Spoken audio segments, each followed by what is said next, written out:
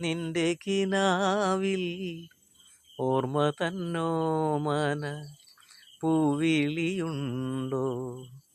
ഉത്രാട സന്ധ്യ നീറും മനസ്സുമായി, ഉത്രാട സന്ധ്യ നീറും മനസ്സുമായി വേർപിരിഞ്ഞകലുന്നു വരവേൽക്കാൻ, തിരുവോണപ്പൂവിനെ വരവേൽക്കാൻ. ഓണനിലാവേ നിന്റെ കിനാവിൽ ഓർമ്മ തന്നോമന പൂവിളിയുണ്ടോ?